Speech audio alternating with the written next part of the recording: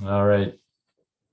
So we're talking about Alzheimer's specifically. So I know that some of you are joining from Natalie's work, and Alzheimer's might not be what your family member is dealing with. It might be a different type of dementia, but this is very specific to Alzheimer's. But with that being said,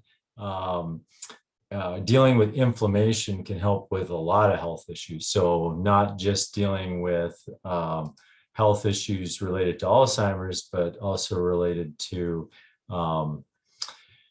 heart disease, to cancer, and more recently, they've definitely implicated a lot of what people are dealing with when it comes to COVID with actually inflammation. So a lot of times that people have these issues with COVID, they're finding that they seem to clear the virus out, but then they get kind of a second wave around that 7 to 10 days where they're actually dealing more with the inflammation that the virus has triggered in their body.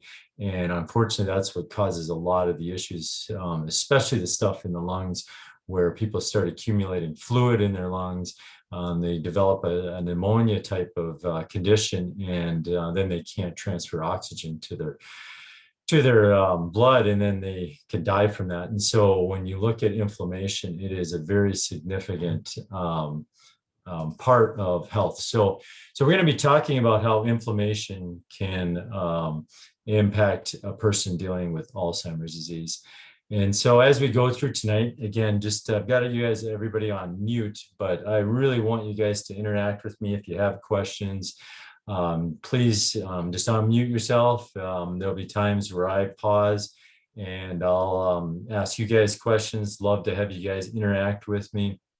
And we can make this fun, but we'll probably wrap up around 7 o'clock. So just to give you a heads up, it is about an hour long talk that I'm going to give.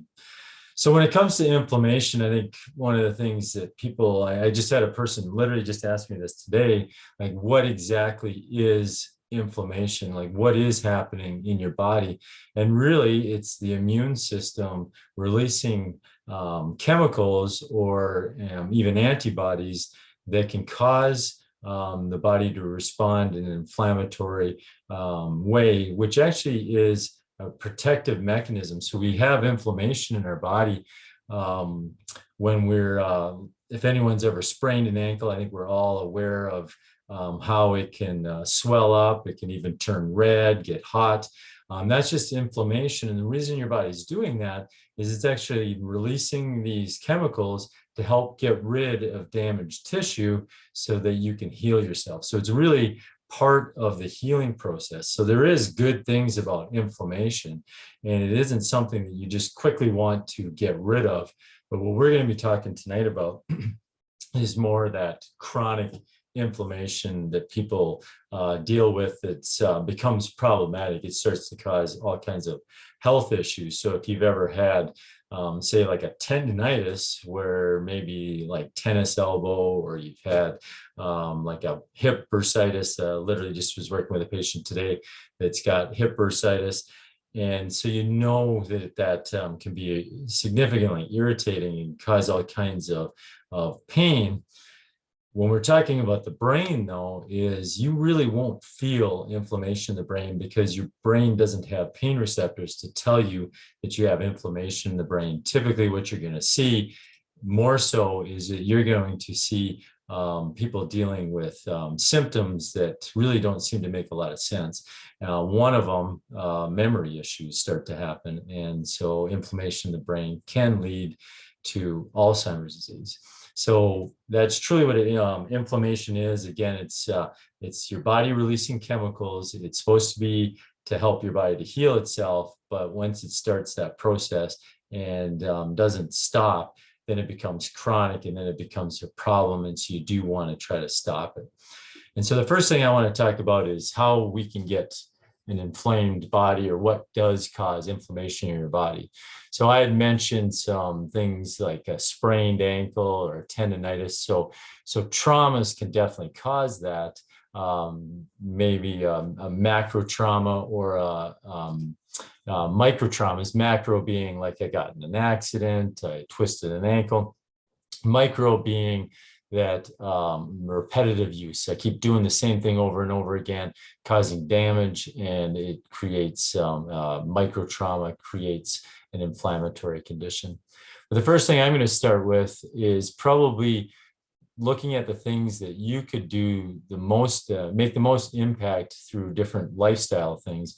And so I just want to start first with what we call the standard American diet, or the abbreviation for it is SAD, which it really is a great description of this diet that we have in America. And so the standard American diet, what we're seeing for a lot of people, it's a lot of processed foods, it's a lot of fast food, it's a lot of food that's got a lot of chemicals added to it because it allows that food to stay on the shelf longer. You can put it in your fridge for a longer period of time. You can keep it in your freezer for longer. And those are all nice and convenient. But the problem is it creates all kinds of health issues, but the biggest one being inflammation. And so when you look at the standard American diet, one of the things that is added to that food that significantly impacts inflammation is looking at sugars. And so added sugar is huge. You didn't see the amount of sugar added to food. More recently, we're seeing so much added sugar to our foods that we never used to see. Even with the processed foods that they were making in the 1950s and 60s and 70s, we didn't see that amount of sugar added. One of the issues, or one of the reasons for that, is that high fructose corn syrup has been added to a lot of different foods. So you'd be surprised to see it. It's added to breads.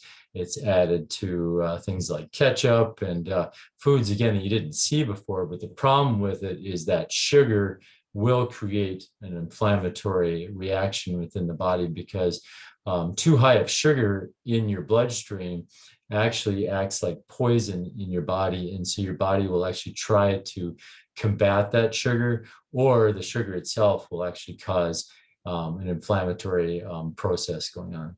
And so we tend to look at sugar just when it comes to added sugars, but we also have to look at that some foods just come with natural sugars, and they can be problematic too if you're eating too much of it. So even fruits could be a culprit in causing inflammation in a person's body if they're eating too much of it.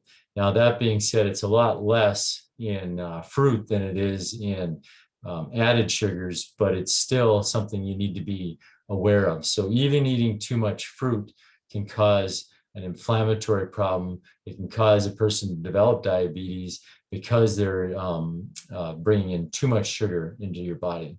So then what I also see a lot of people talk about is, well, I'm doing natural organic added sugars. So you'll see things like agave syrup, you'll see things like cane sugar, organic cane sugar.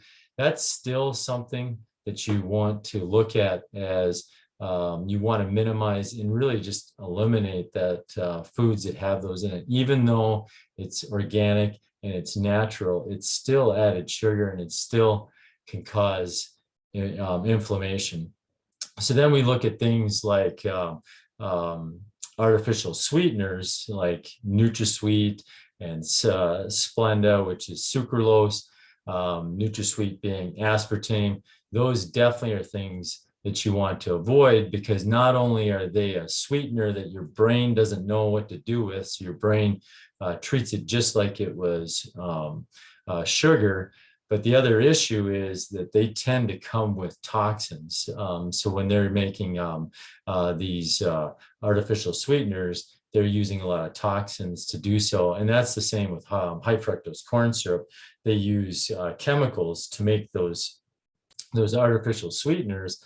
And like I said, even high fructose corn syrup. So the problem you have is that then your body doesn't know what to do with it, and it can create inflammation in the body because it will attack it like it's something foreign that's entered the body. So then we also look at things like stevia, which is natural, which comes with 0 calories, but it can also be highly processed as well. So stevia is a better choice, but it's still your body hasn't seen the food in the form that it's typically comes in when you get it even as an artificial or a natural sweetener, just because it's still processed. So I don't know if many of you are aware that stevia is a plant. If you've ever taken the leaf off the plant and chewed on it, it is nice and sweet, but that's in its more natural state. But again, when they process it, make it so that it can have long shelf life, it's still going to be not as healthy as if you just didn't eat it at all. So any questions about sugar before I move on to some of the other things that's some of the other problems with the standard American diet?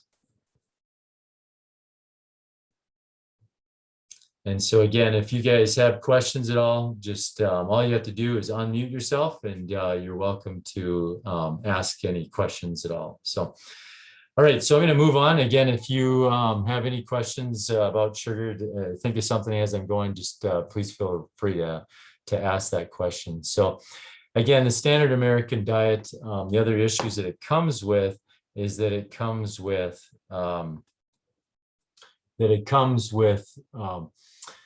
processed chemicals. So when you're processing food, you're trying to make it so it lasts on a shelf longer. Okay. And so the problem with that is, for it to last on the shelf longer, you have to add chemicals that your body's never seen before. And the way your body works is it breaks down food. When you add these chemicals that make it so the food doesn't break down, now it's very hard for your body to digest. And so what will happen is you won't be able to digest a lot of the food that you're actually consuming, but probably the biggest thing that you'll digest is the sugar that's in the food. But you will not be able to digest the protein as easily. You won't be able to digest the fats as easy, because they've made it so it's harder due to adding those chemicals to make give it that shelf life. So again, the standard American diet is very easy. I shouldn't say easy.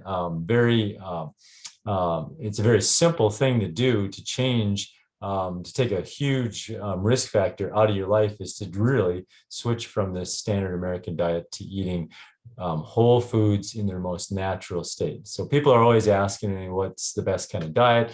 Is it the keto diet? Is it a paleo diet? Is it, there's even now the carnivore diet where you're eating nose to tail, you eat the whole animal. There's all these different diets, the Mediterranean diet.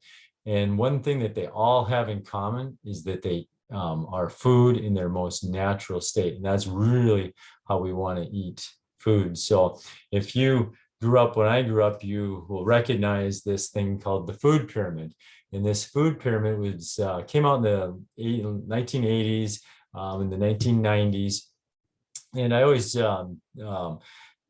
speak to the health class at Southwest Christian High School once a year and just talk to them about nutrition.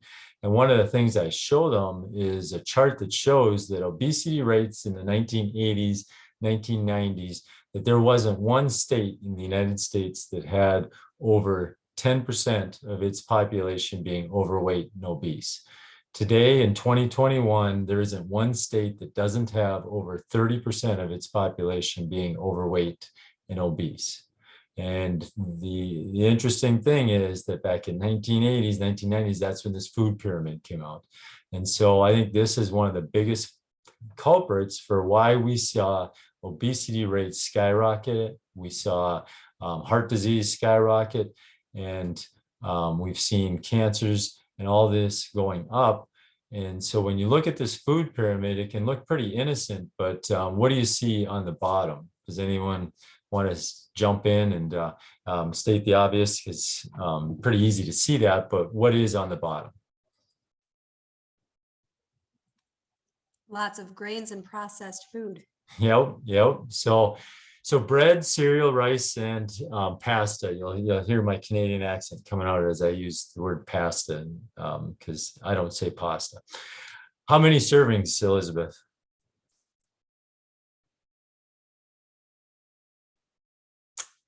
Are you still there, Elizabeth? Oh, sorry, I wasn't sure you were speaking Yep. specifically to me. 6 to Yep. 11 Sorry. servings? Yeah. Yeah. How many servings did they want us to eat a day? Yeah, 6 to 11. Yeah, so 6 to 11 servings. If you remember growing up with this, I remember breakfast. It meant you had cereal, you had some toast with your cereal, and then for lunch you had to have a sandwich. Supper time, you always had some kind of uh, rice, pasta, something that was a grain, and then you also had a loaf of bread sitting on the table too. And then you always made sure that you ate it with some good margarine because butter would kill you if you ate butter. And so you can see that 6 to 11 servings of grains a day. And then vegetables was 3 to 5 servings, fruits was 2 to 4 servings. And look where they put fat. They put fat at the very top. So basically what we did was we villainized fat. We said that you should eat lots of grains, which when you eat grains, convert to sugar. And so now you've got this problem. You have a lot of sugar going on in your body, and it's causing a lot of inflammation. And if you look at groups of people that really have low rates of chronic illnesses, low rates of dementia, low rates of cancer, low rates of heart disease, they're not eating 3 to 5 servings of vegetables a day. They're eating 6 to 11 servings of vegetables a day. So they actually were eating what we were eating in grains. They were eating that in vegetables, and they still do.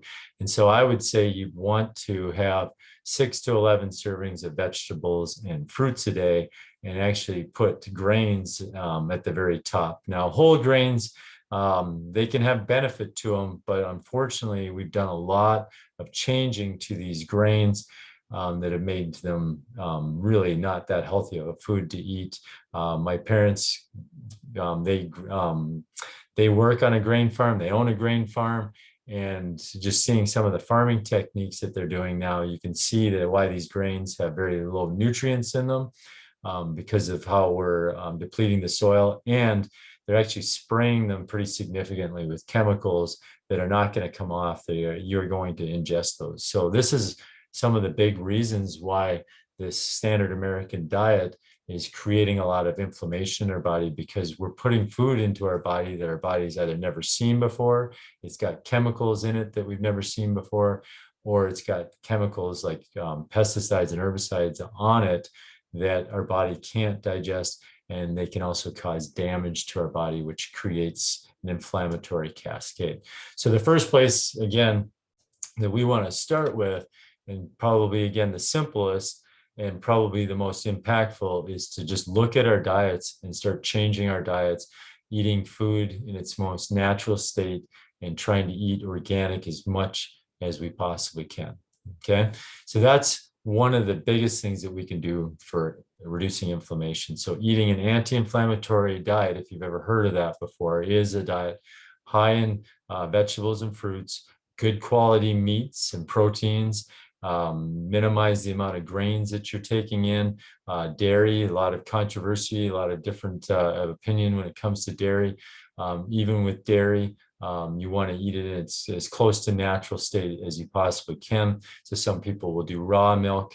One of the things that I would recommend if you're doing raw dairy is that you can't keep it in your fridge for a month at a time like we're used to doing. You need to get rid of it after 2-3 days of having it in your fridge.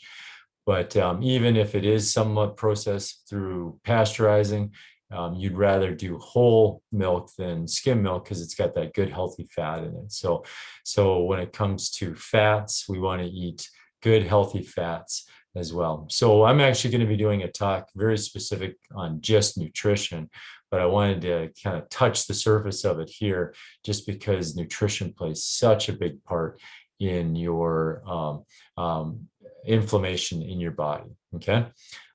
As we move on, any questions that you guys have about the standard American diet causing inflammation in our bodies?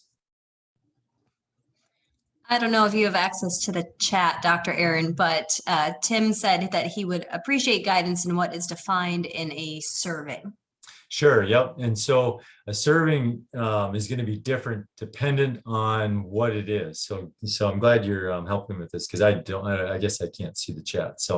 Um, so each food, the serving is dependent on what they did with the research and such. So when you look at a serving of spinach, it's a half a cup of spinach. So when you think about 6 to 11 servings of fruits and vegetables, that could sound like, man, I'm just going to be grazing on vegetables all day long, eating nothing but nuts and twigs and grass, and that's just not the case. When it comes to a spinach salad, I would say most people are probably getting 5 to 7 servings of vegetables and fruits just right there in that salad. So each thing is going to be each food has its own serving size. So there's some great apps that I would highly recommend. Elizabeth, you can probably allude to some of those where you can find what those serving sizes truly are.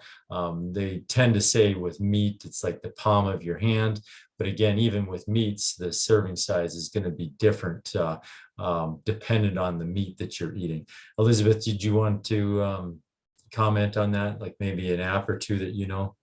Yeah, so the two that I am most familiar with and I hear people talk about the most are MyFitnessPal and I don't know if I'm saying this right, it's either Chronometer or Chronometer.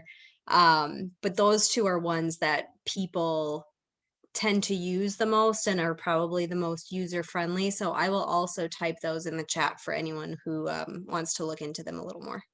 Perfect. Yeah. Yeah. So apps, just definitely use the technology as much as you can when it comes to eating, and definitely depending on what way you're going, if you are going a ketogenic type of slant, if you are going paleo, there's definitely apps that are specific for that. And I'm guessing the apps that you're talking about, Elizabeth, probably do have maybe a setting where you can be looking at trying to get more fat or trying to get more protein into your diet. Yeah, I think both of them do macro tracking. Yeah, perfect. Yeah, and so again, I won't go into great detail, but I cannot stress it enough when it comes to Alzheimer's disease, especially if a person's diagnosed with Alzheimer's. That ketogenic diet has been the diet that has the most research when it comes to helping a person to be higher functioning due to the food they're eating with Alzheimer's disease. So it's very helpful, especially if you have any blood sugar issues, that it can really help with that. So, and again, we'll be doing a talk specifically on nutrition that will dive a lot deeper into what is a ketogenic diet. So one of the things that it can lead to, though, is, and this is a huge problem that we see in America, and we see this in our office time and time again. And so if you've probably heard people allude to this, a thing called a leaky gut syndrome, or the more medical terminology for it, the medical term for it is increased gut permeability. So your gut works like a barrier.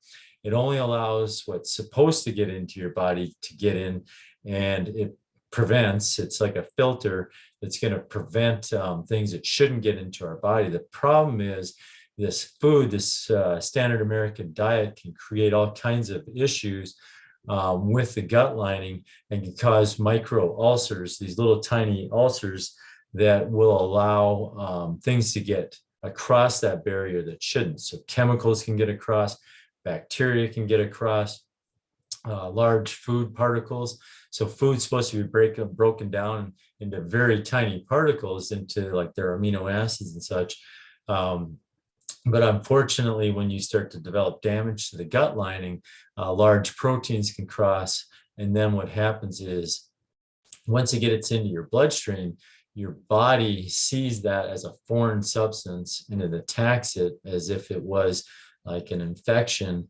And that creates another inflammatory cascade. The other thing it can do is it can also lead to autoimmune problems, because those proteins that cross over into your bloodstream that aren't supposed to cross in, and your body's never seen them before, what happens is you mount an immune response to that protein. Well, that protein can look very similar to tissue in your body. So a great example of that is gluten. Gluten can cross over that barrier. The gluten itself can cause damage. That's what you see in celiac disease, but you also see it in people with gluten sensitivity. Is gluten literally causes damage to that barrier, and then gluten crosses into your bloodstream. Well, gluten, that protein, looks very similar to your thyroid gland. And then what can happen is your body attacks the gluten and it attacks your thyroid.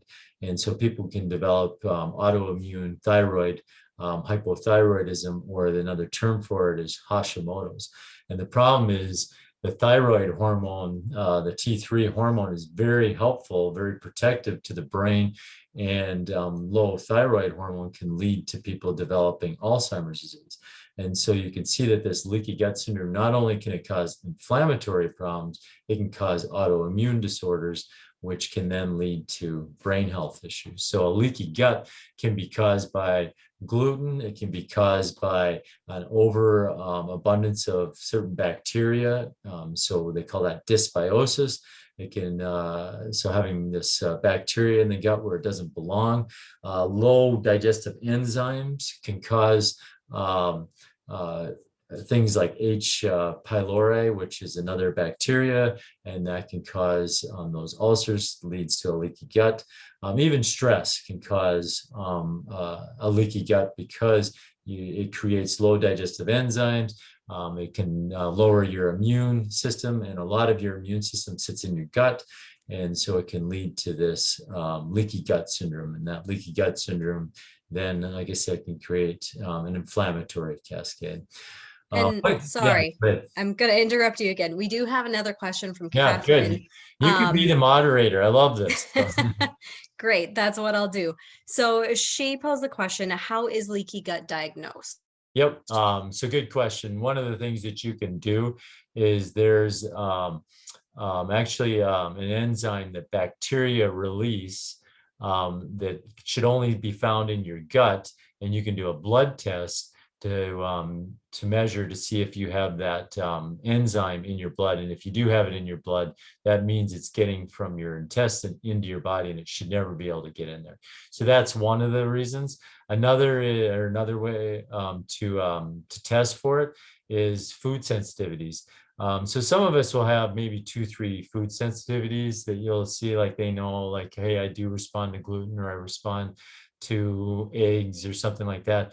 But what we see with people with leaky gut is they start responding to more and more things. And what happens a lot of times is they start cutting out that those foods, and they get down to a point. We've seen people come into the office where they literally can only eat 5 foods.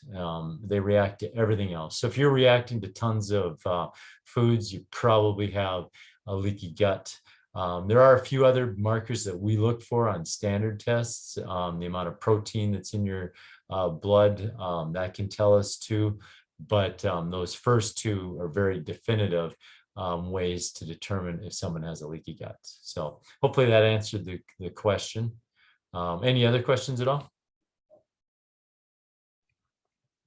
Yeah, so like I said, we will see this a lot in our office, just because it's actually a lot more common than people think. I think another way to look at it is to know if you have inflammation. I'll get into more details about how do you know if you have inflammation in your body. But people that start getting like achy joints, and we call it migrating arthritis, meaning that one day it's the wrist, the next day my shoulder hurts, the next day it's my knee. There's really not just one joint that's being impacted. So kind of that aches and pains throughout the body, throughout the entire body, is a great example. And just to share with you a story of a patient that Dr. Rob saw in our office. He started dealing with all kinds of crazy brain health issue. So one day he's a farmer, he's driving his combine, and all of a sudden he doesn't know who he is, where he is, what's this machine he's driving. And so what happens is they rush him to the hospital thinking that maybe he had a stroke. Well, they didn't find anything wrong with him. Send him home. He starts going further and further downhill, to the point where finally they ended up at the Mayo Clinic because he started getting worse and worse. And the Mayo Clinic did all this testing on him, And after all the tests, they said, we don't know what's wrong with you, but at the rate you're declining, you're going to be dead in 3 to 4 months. And so you need to go get your affairs in order. And so he ended up in our office after seeing a few other practitioners. Well, he ends up in our office, and Dr. Rob tests him and finds out that he's got parasites in his brain. And so how we found out that he had parasites in his brain was through some of the testing that Dr. Robs does, called field control therapy, stuff that the Mayo Clinic doesn't do. And so, but anyways, we linked it back to the fact that he had a leaky gut. He'd been dealing with gluten intolerance for years. And he kept going to the doctor saying he had all these aches and pains throughout his body. But the doctors kept saying, well, you're a farmer, you're going to have aches and pains, you work hard and such. But really what we found was he had a gluten intolerance that caused damage to his gut. He ate something that had parasites in it. Those parasites crossed over that barrier into his bloodstream, and then they crossed into his brain as well, and created all kinds of brain issues. So you can see how a leaky gut can lead to some major health issues if you don't get it taken care of. So any other questions, Al? Yep, we did have Tim ask, is the enzyme blood test or microbiome more effective in identifying leaky gut? Say that again. He said, is the enzyme blood test or microbiome more effective in identifying leaky gut? And so I'm assuming they're asking more of like a blood test, or I'm assuming a stool test. Yep. So for sure, a blood test is going to be more definitive than doing like a like I'm guessing maybe a biome, or doing some kind of stool sample. Stool sample is not going to show. It can show dysbiosis and such, but it's not going to show is that crossing over through that barrier. So definitely a blood. You need to know if it's crossing into the blood. Is where the problem is. And so if you see people reacting, and like the food sensitivity test, like I said, if you see people reacting to tons of foods, that means that those proteins are crossing into the bloodstream, and it's getting to your immune system. So really a blood test would be the most definitive. That being said, a lot of times we go by symptoms more than we go by a blood test. So symptoms can really tell a lot as well. And especially if they're dealing with the conditions like small intestinal bacterial overgrowth, it's almost a guarantee that they've got leaky gut syndrome. And I'm going to talk about SIBO in just a couple of minutes here. So yeah, a blood test would be your better, most definitive way to determine it. So, but not necessarily something you have to do, because a lot of times you can just assume based off of symptoms that they have that issue. So. All right, so I'm going to move on to the next one. So this is one that you'll see, you really see it in football players, but you can see it in people that have every day-to-day things going on, and that's chronic traumatic encephalitis. So I don't know how many people are watching the playoffs this year, but this is Patrick Mahomes. He took a hit going to the sidelines. He took a hit. And after he took this hit, he got up, and it was very obvious that he had a concussion, but a lot of people were saying that, well, maybe not. And he actually finished that game. The sign that he's showing right here, a straight leg with his left leg and a straight left arm like that, that's called a fencer's reaction. And that is a concussion. I mean, there's no doubt about it that he had a concussion, and that they still let him play out the rest of the game. Maybe I think he didn't finish that game, but he was back the next week, even after having that significant of a concussion. But you can get concussions. A friend of mine literally was just talking to a friend today that said that a good friend of his fell off of a ladder trying to reach over. I can't remember what he was doing, fell off a ladder, and he broke his pelvis. But I have a good friend of mine that this 2 winters ago fell off a ladder. It was wintertime. He was trying to deal with an ice dam, got a concussion, and it took him months to recover from.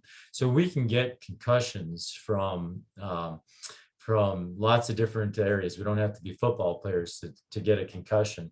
And so we can be doing something around the yard and get one.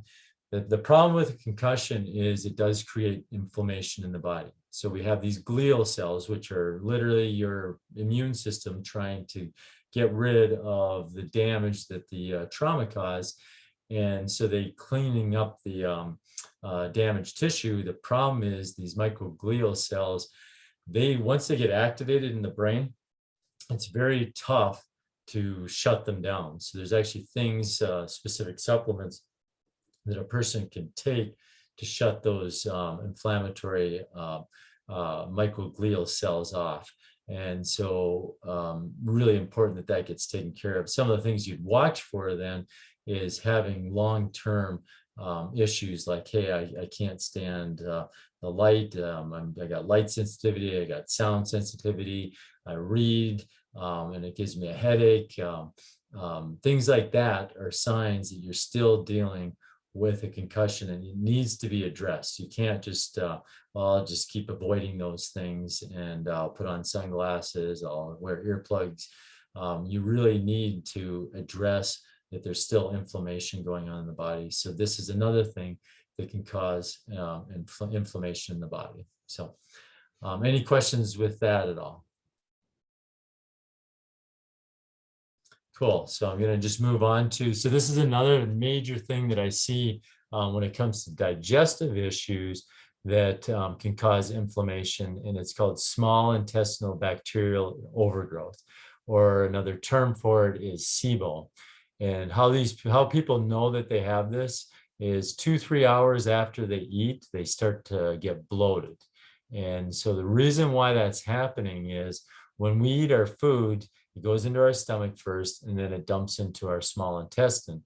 Well, our small intestine is where we make digestive enzymes. So it's actually our pancreas where we make them, but they get released into the small intestine, and then they break down your food.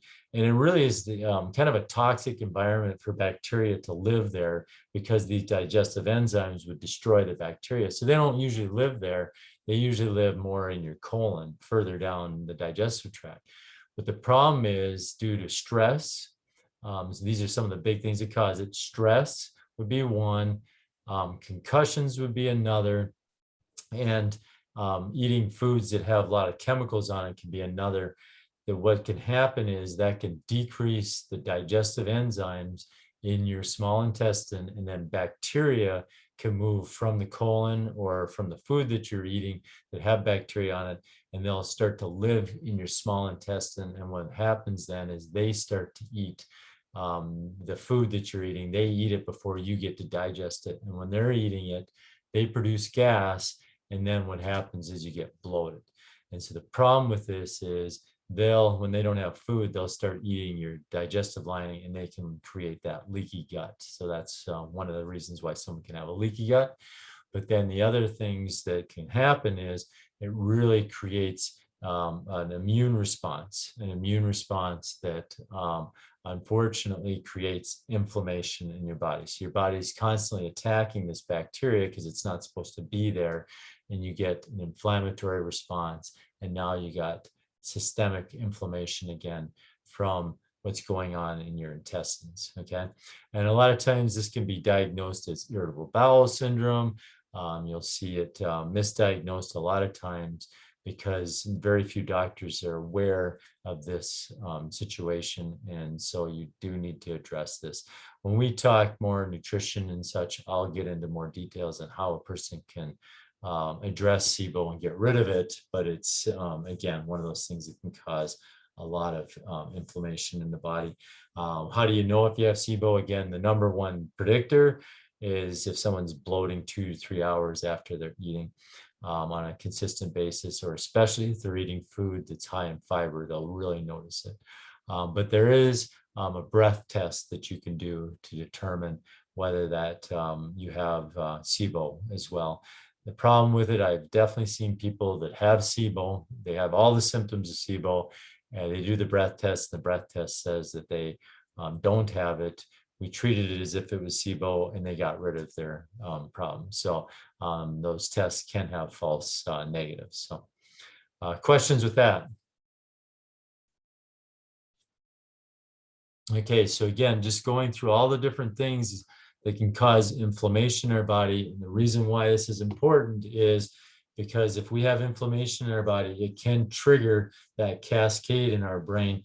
You have to understand that a lot of times you're going to have a predisposition towards Alzheimer's, why these things would trigger you to develop Alzheimer's. So not everybody that has these problems is going to develop Alzheimer's, but if you have some predispositions and you have these conditions, they are something that you have to address, or it can lead to bigger issues such as Alzheimer's disease.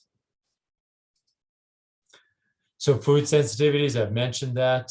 Food sensitivities, your body starts reacting to foods that it didn't used to. You used to be able to eat them, and now all of a sudden, now you can't eat them. That can be a sign, again, of a leaky gut.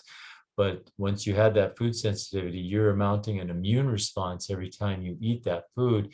And again, remember, when we create an immune response, one of the things that your body does is it produces inflammation. And if you're constantly doing that, you're going to have an inflamed body. So you want to figure out what these food sensitive, what you're sensitive to.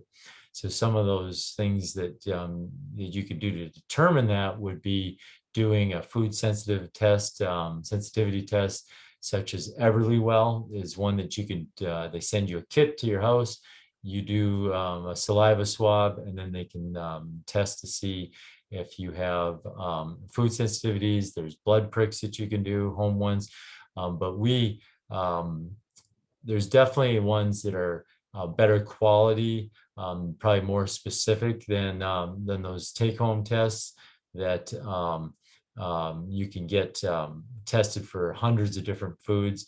Cyrex is probably the gold standard. That's spelled Cyrex. And they have different arrays. I think it's Cyrex array number 10 is probably their best one.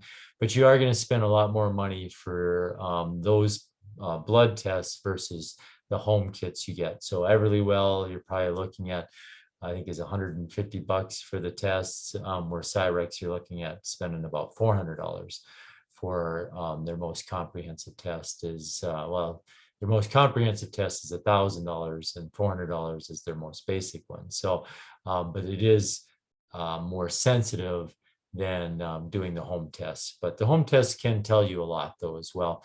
Another way you can do it is just do an elimination diet and just see, hey, how do I feel going off of all this foods that potentially cause issues, and slowly reintroducing those.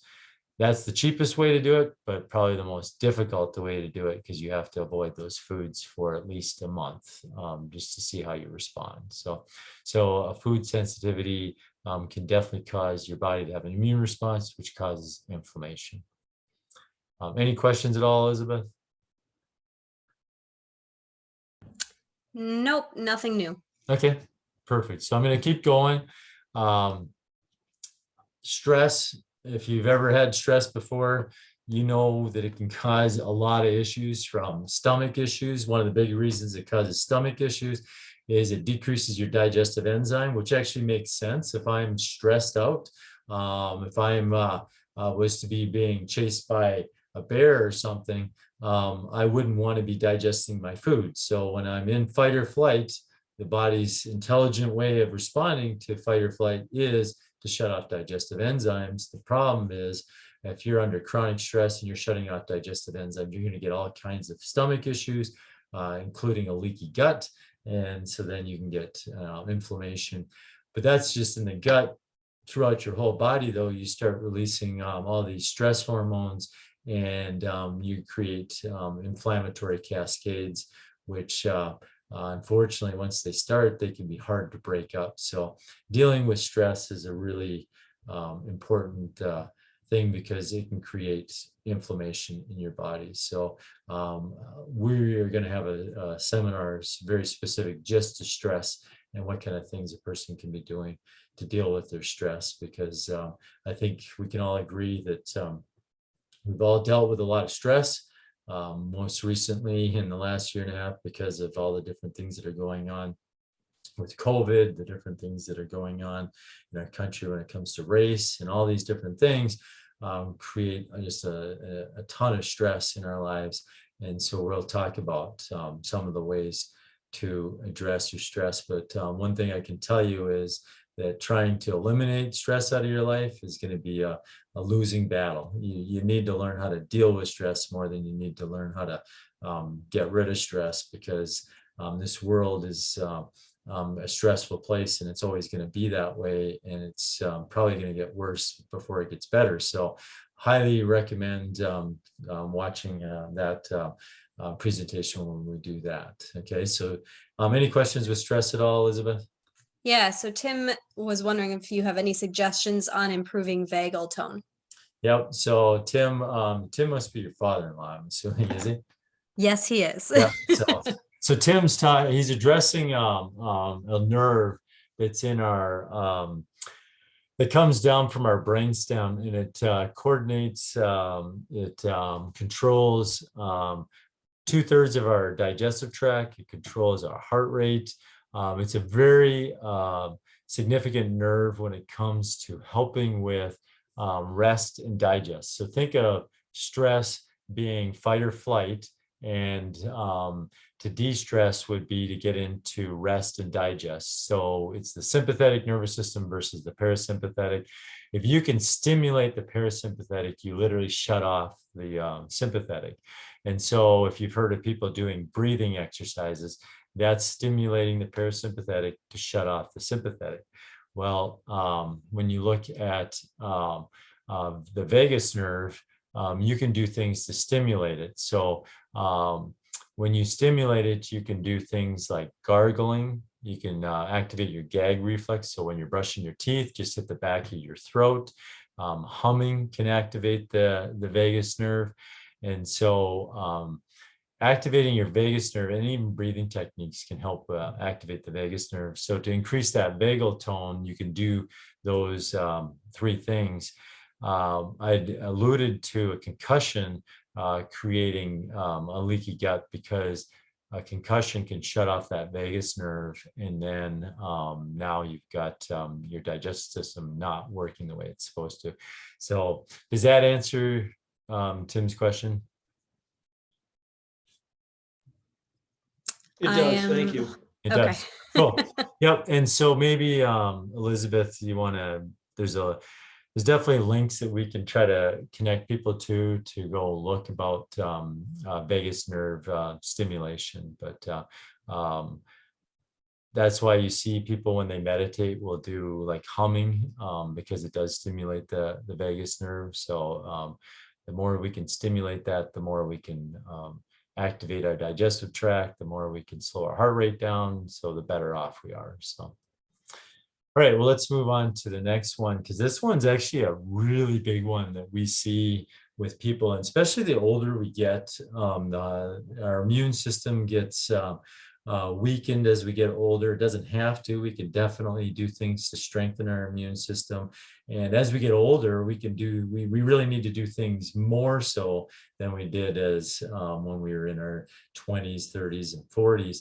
And so an infection, and I'm not talking about an infection like one that lasts like a few days. I get a cold, I fight it, and I'm good. We're talking more about these chronic infections that many people have no idea that they even have them. And it can create all kinds of underlying health issues.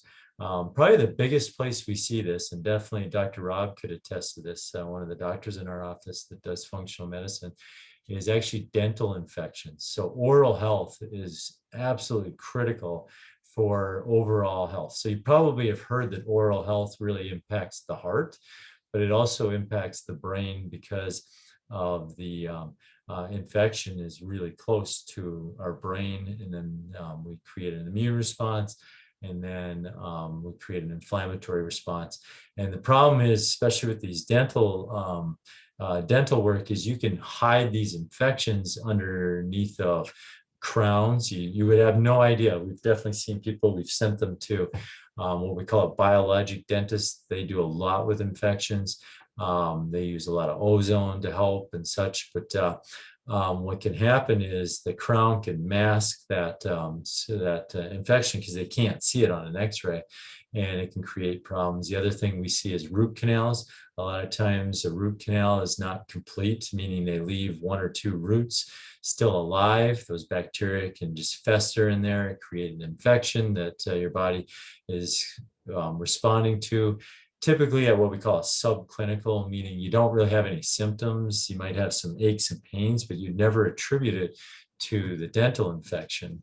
And so that's a big one that we see. Other ones that we see are people that had mono in their 20s, 30s, their teens. Epstein-Barr virus, it can fester in our bodies. We'll see Lyme disease is a big one as well. So these chronic infections, like I'd mentioned about the gentleman that had parasites in his brain, that was a chronic infection that really finally expressed itself in a pretty significant way and create all kinds of health problems. So when you're looking at infections, when we do a blood panel, just your typical white blood cell count differential, we can see a lot that a lot of doctors don't really look for because they have such a wide range of what white blood cell count should be that they miss it a lot of times. So they'll go as low as 4 to 12 for a white blood cell count, where we look at a pretty narrow 5 to 8 being normal. And then we look at the different, the neutrophils, the lymphocytes, eosinophils, and we look to see if they're out of range. If they are, we can tell, one, do you have a chronic infection? Typically, you're actually going to see the white blood cell count be low. And then we look to see, well, is it a viral infection, bacterial infection? Is it a parasite? And so just a regular white blood cell count differential, we can learn a lot from that as well. So infections, if you have one, they can be sometimes hard to discover what's causing the infection or what the infection is. But if you have one, it needs to be addressed because it can create chronic inflammation. So did that spark a lot of questions? Surprisingly, none coming through on the chat right now, but I'll interrupt you if anything comes through. Okay. And so, like I said, as we get older, you definitely see people's dental health get worse, and gum disease. And like I said, you get more root canals, you get crowns, creates a lot of problems. So we highly recommend people go see biologic dentists because they look for that stuff, whereas classic dentists don't typically know what to look for in that case. And so we work very hand in hand with a lot of dentists because of this being a major issue. And then toxins can be related back to dental health because they use, especially as you look at some of the older generation, they were using silver fillings, silver amalgams, but really they're about 50% mercury. And that's a huge problem when it comes to Alzheimer's because mercury has definitely been implicated with causing Alzheimer's. But if you look at the foods we eat can be covered with toxins, to the cleaning supplies we use in our house, to toxins outside from factories around us, to the toxins that are in building materials, from carpets to the walls themselves, the outgas. We are getting exposed to toxins, and our body, again, doesn't know what to do with these toxins, so it'll attack it just like it was some kind of a pathogen, and then we create a chronic inflammation. So the more we can lower the toxins, our toxic load, the less likely we are to develop Alzheimer's disease, the less likely we are to create inflammation, which also helps with, like I had mentioned before, other diseases such as heart disease, cancers, other chronic health conditions that are driven by inflammation. So really lowering your toxic load plays a huge part in overall health. I mentioned this the last talk. If you weren't at the last talk, there's a few genes that this is one of the big ones that you'll hear a lot of that do predispose us to having Alzheimer's disease. If you understand genetics, we get a copy of our genes from our mom, we get a copy of our genes from our dad. And if our mom and our dad both had the APOE4, then we are what we called homozygous, and we can have up to 70 to 80% higher risk of developing Alzheimer's than somebody that doesn't have that homozygous. If we have APOE4, but we're heterozygous, meaning we got one copy from our mom, let's say, or our dad, and the other copy from our mom or dad was fine, then we would have a 30% So we still have that risk. If we're APOE3 or APOE2, then we have a lot lower risk of developing Alzheimer's. The gene doesn't cause Alzheimer's. You can't say because you have the gene, you're going to get Alzheimer's. But as I alluded to earlier, if you have this gene, if you're predisposed, you are going to really want to be clean in your diet. You're going to be very clean in being exposed to toxins. You're going to look to make sure you don't have infections. You're going to do everything you can to have a strong immune system. You're going to deal with the stress in your life. You're going to have good digestive health, because if you don't, you are definitely headed down a road of much higher likelihood of developing Alzheimer's disease. And so, but just because you don't have this gene doesn't mean you couldn't head down that path of Alzheimer's too. So it's really important that I think all of us address those conditions, those foods that we eat, to the stress in our life, to infections, because even if we don't develop Alzheimer's, we might be prone to cancers, we might be prone to heart disease. So we don't want to take that risk. You really want to do everything you possibly can to lower your risks. And so that would be by trying to reduce inflammation. The APOE, oh, go ahead, Elizabeth. Yeah. So speaking of taking these actions to reduce inflammation and everything, Catherine did ask if we could share the biologic dentist that we work with. And I believe that's Dr. Tara Carr. And I believe she's in Bloomington or Edina, and then Tooth by the Lake. Yep, And which is in where are Hopkins. they located? They're in Hopkins. Yep. So Dr. Tara Carr, we have some videos on our YouTube channel. Again, go to YouTube and then just Google Valeo Health and Wellness Center, go to our channel. She's got some really good information on what a biologic dentist is and how do they work different than your typical dentist. And then same with Tooth by the Lake, go to their website. They're both great dentists. So the APOE4 gene, one of the reasons why it's a big problem is it actually literally creates inflammation in your body, which is good if you're needing to, like if you're constantly causing things that you need to fight off through an inflammatory reaction. So it can be life-saving, but in this day and age when so many things can trigger inflammation, it just gets turned on and it never shuts off. And so that the problem with that APOE4 is it literally creates inflammatory cascades. So when you look at inflammation, there's a lot of things that can cause inflammation in your body. And I don't think a lot of people have any idea of how would I even know that I have inflammation in my body. And I would say some of the big ones is to look at your symptoms. And some of those symptoms, like I said, that migrating arthritis, where, one day my wrist hurts, the next day it's my shoulder. We had a gentleman that came to the office with his wife. He was just there for support. But he thought he had rheumatoid arthritis because he had all these aches and pains, and his brother said, "Oh, I got diagnosed with rheumatoid arthritis. That's what I have.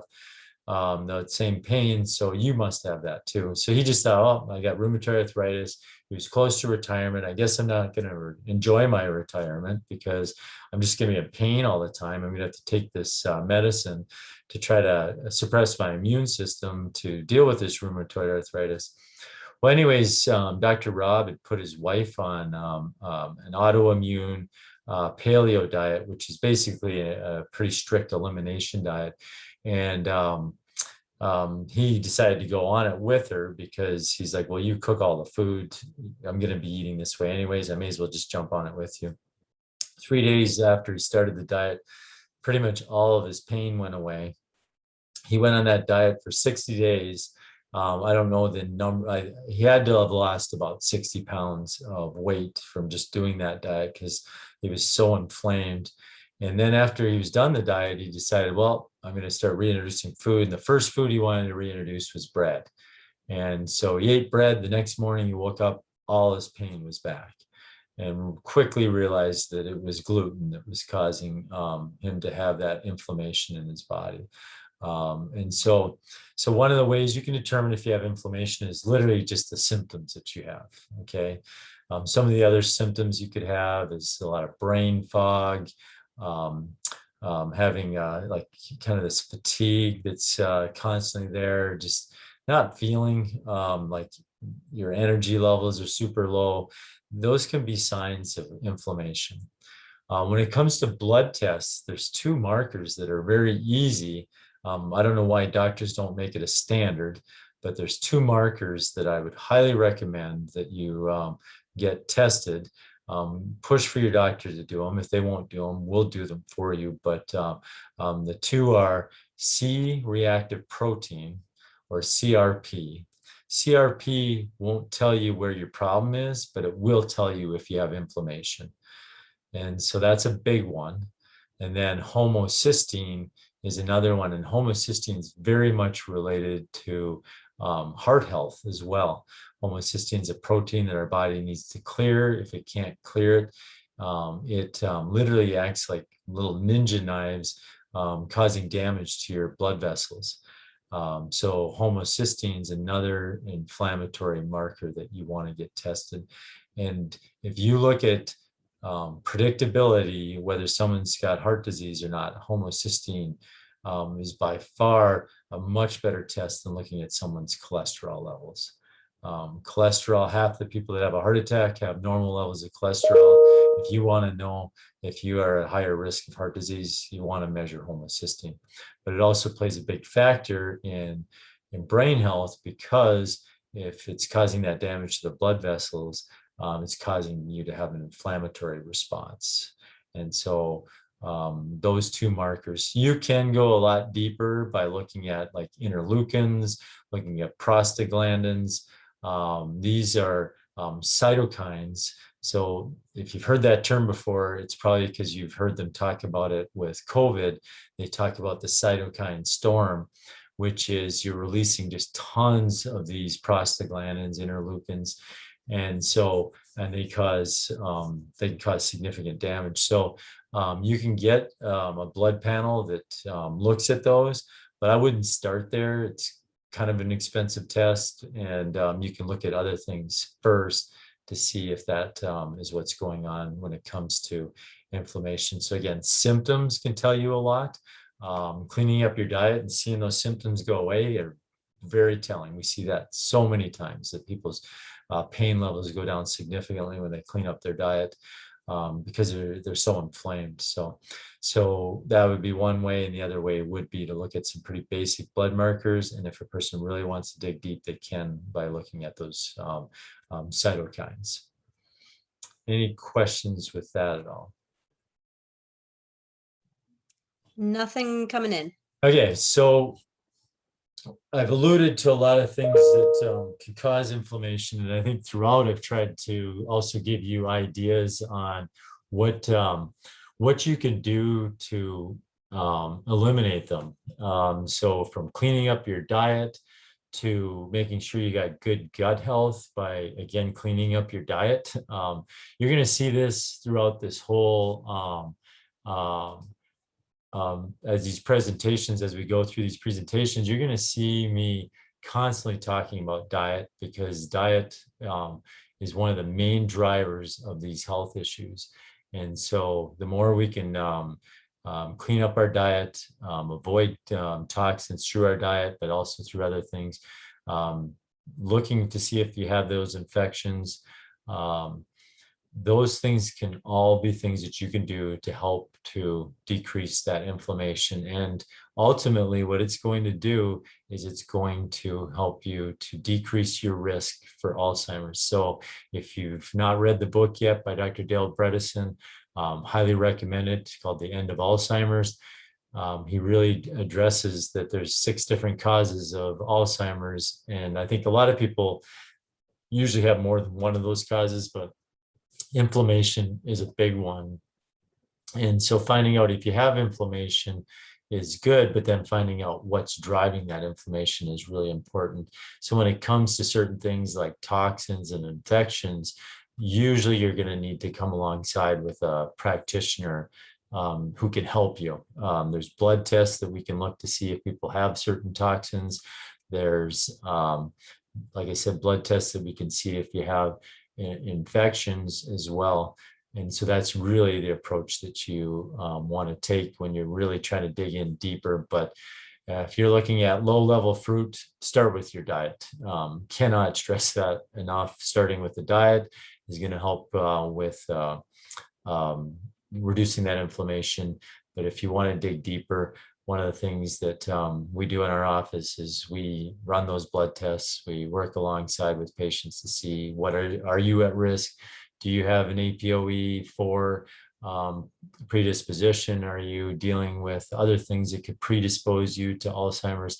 So having an expert come alongside you is well worth it. I'm assuming most of you on this call tonight either know somebody or have a family member, or maybe yourself, or even looking at maybe I'm starting to see some early signs of Alzheimer's disease. It's not fun. Me and Natalie are running Truvai now, and I go in there and I love the people that are there, but you can just see a lot of lives that have been stolen away from these people, and it's sad to see. I know that every one of you would love to see your loved one not have to deal with that, and your goal would be to not end up in that same situation. So by taking this approach, it is just one way that you can help yourself to not develop Alzheimer's. So I've kind of run a couple minutes over, but I do want to answer any questions that you guys might still have. So Elizabeth, is there a few questions? Nothing so far. I'll give people another minute to, and for those of you here, if you are not currently receiving our newsletters, but that's something that you're interested in, definitely feel free to either message me your email address on here and I can get you added. Otherwise, you can just send an email to info@valeowc.com and just put in there that you want to be added to the email list, and we can do that for you. And so I do want to, one thing I did want to talk about too is, so food we can do, there's foods that we can do to reduce inflammation, but then when you look at certain supplements that can reduce inflammation, probably most of you have heard of turmeric, or curcumin is the active ingredient in turmeric. That's a powerful one. I would have to say that you can cook with it. But if people got inflammation in their body, they usually need to take it as a supplement because it's going to need more than just taking it in their food. There's other things that can help: resveratrol, boswellia, which is frankincense that you can ingest, bromelain. You actually find bromelain in pineapple. But those are ones, we have a supplement called Caparest that really has all those in it. Then there's ones that are very specific to the brain. I mentioned that when a person is dealing with a concussion, it can create an inflammatory response that never stops. And so you got to break that cycle. And so there's very specific supplements that can help with it. Those supplements are rutin, epigenin, luteolin, and hopefully somehow we can get this to you guys in written form so you guys can read them. Resveratrol, like I said, catechins, huperzine A, vinpocetine. A lot of people will call these nootropics just because they help with the brain. They help the brain to heal. They help the brain to develop neuroplasticity. So those supplements can be huge in helping a person with brain health. Whenever we have a person come in with concussion, they're on these supplements right away because we want to get rid of that problem. So I think some questions maybe are coming in, Elizabeth. Any questions that you're seeing? No questions so far, just a lot of people saying thanks for the information and that it was presented really well. Cool. So let's, as we do these seminars, I'll try to get these recordings actually downloaded on my computer. So like I said last time, I think I messed up. So we'll send out the recording, and then we'll add some of the lists and some of the things that you guys had asked for during the talk, so that that's also something that you can get as well, from the dentist to the supplements to the tests, so that you can know exactly what you're looking for. And anybody that wants to work directly with a practitioner, that is one of the reasons why we exist. Our office, we feel like too many people are getting their hope stripped away when it comes to health, especially with this disease. People have been told that there's nothing you can do about it, and that's just not true. There's lots of doctors doing studies right now that show that there's lots you can do for it. And so what we want to do is help people, give them that hope back, because I think without hope, there's very little you can do, even if there is lots that can be done. We want people to have hope, and not false hope, because there really is something that can be done for this. So hopefully you guys enjoy this, and hopefully you'll join us on the next seminar that we do. Have a great night, and God bless.